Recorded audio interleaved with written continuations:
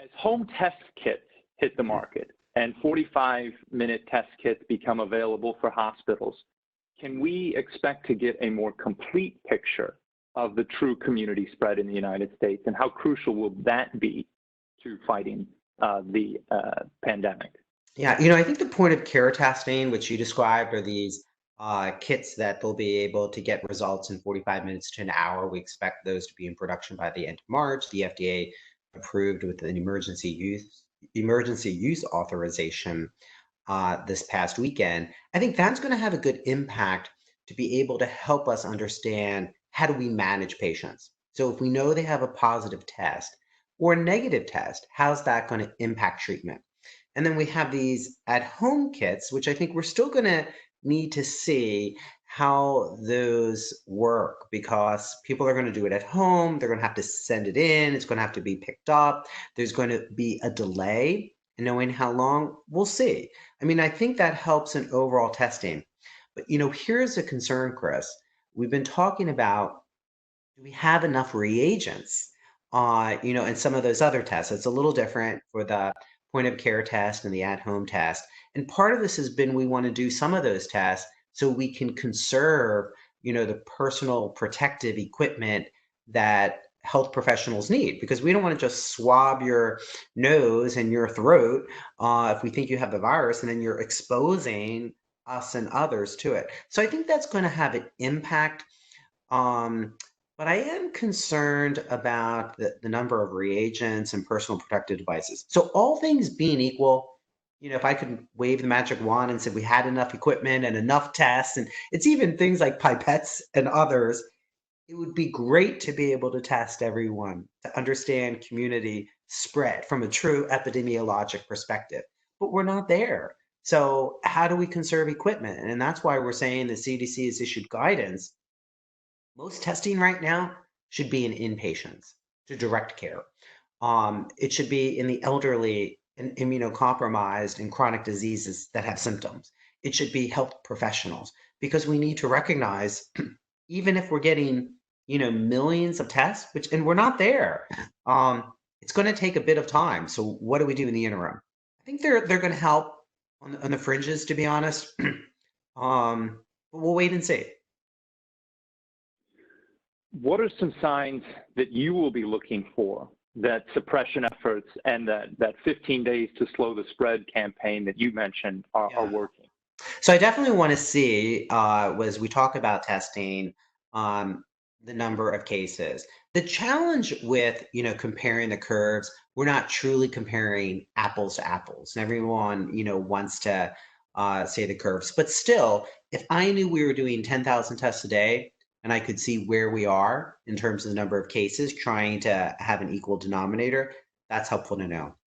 It's important to know how many deaths that we're having and where we are on those deaths versus where we are in when we implemented mitigation strategies, right? So I want to see where we are March 31st versus where we are in terms of the slope as, in March 23rd, and then where we are on April 7th. Does that make sense? So I really want to see where we are when we've implemented strategies.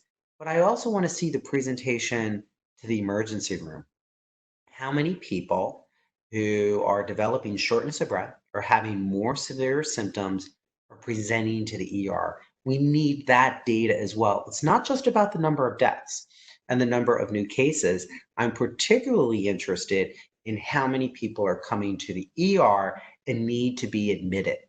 That gives us critical information about how virulent the spread is in the community. Because let's be honest, the majority of people aren't going to come to the ER. And we tell that to patients now. You don't have a high fever and you don't have shortness of breath, don't come. Use supportive care at home.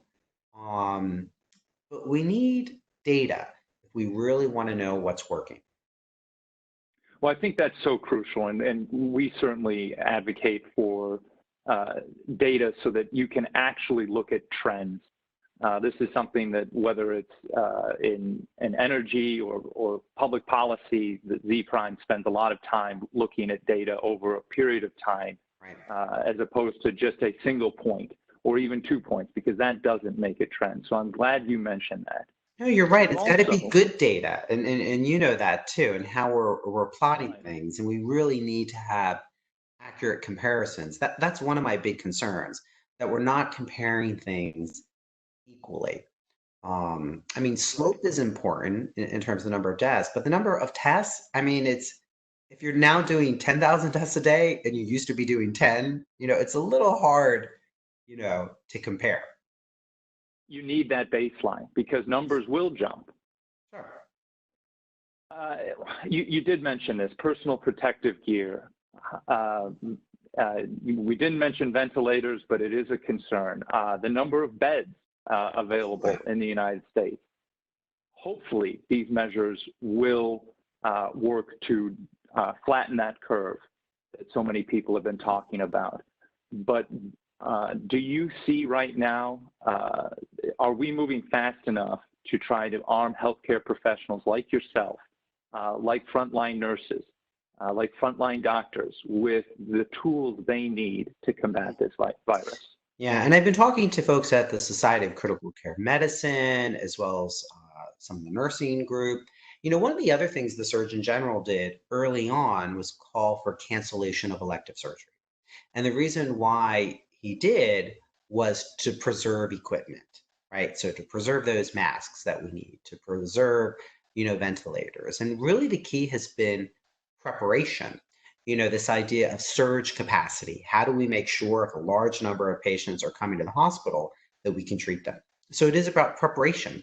We tend to be focused on the number of ICU beds, but what we've also been talking about is how do you convert perhaps a step down bed or even a regular type of bed into that critical care bed where you can provide a higher level of service.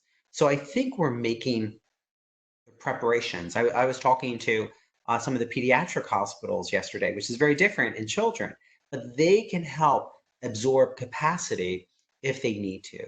So the key has been preparation, and I'm optimistic about that in terms of the ability to address surge.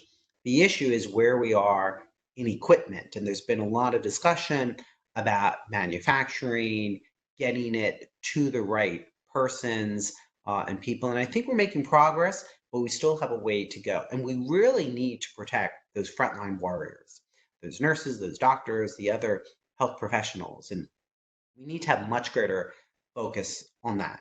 I'd like to hear less that we use homemade bandanas and other aspects, which, to be honest, or I feel should not be things that we're recommending, but making sure that we protect those health professionals that are on the front lines. We can't forget about them. They need to be our highest priority. Well said.